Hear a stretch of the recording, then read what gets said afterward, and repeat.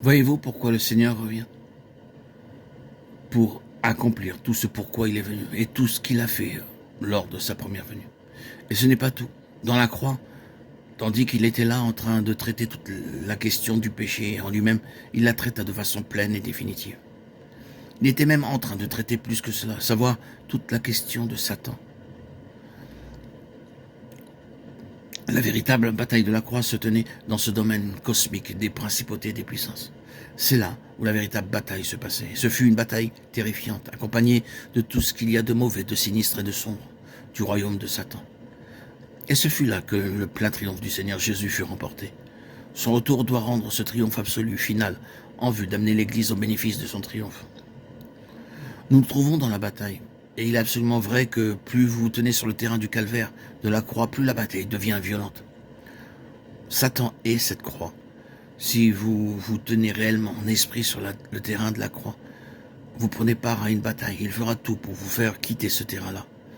Le Seigneur Jésus reviendra simplement pour en finir avec tout ce conflit pour l'Église, comme il le fit en lui-même, ou peut-être, devrions-nous dire, pour achever cela dans l'Église, comme il le fit pour l'Église.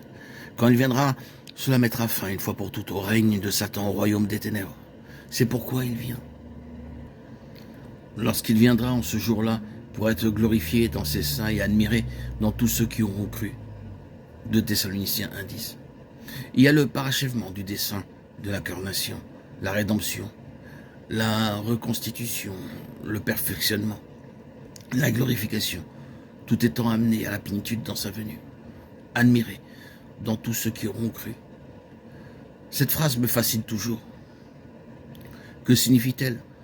Assurément que tous les spectateurs, toutes les intelligences qui regardent cela, tandis qu'ils considèrent les saints, diront « Regardez-les, n'est-il pas admirable, admiré dans tout ce qui croient lorsqu'il viendra ?» C'est la consommation de l'œuvre et du dessein de l'incarnation, et la consommation dans les croyants de toute la signification de sa vie terrestre. La manifestation, la révélation des fils de Dieu, Romains 8, 19. Ils ont été tenus secrets, ils ont été cachés. C'est seulement au sein des personnes de la divinité que sont connus ceux qui sont la possession de Christ. Mais ils vont être révélés, découverts.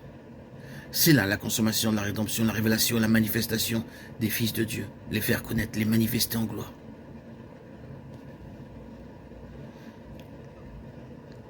Romains 8 touche l'autre aspect de la rédemption, la création tout entière. Nous est-il dit attend cette révélation des fils de Dieu.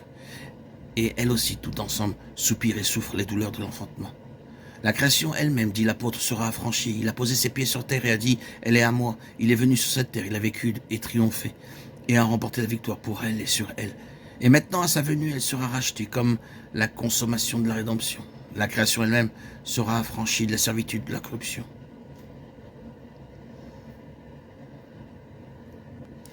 Mais ce n'est pas seulement la création qui doit être affranchie. Nos corps doivent entrer au bénéfice de cette consommation de la rédemption. Les corps physiques des croyants doivent être affranchis de la servitude de la corruption. Nous soupirons en nous-mêmes en attendant la rédemption de notre corps. Verset 23.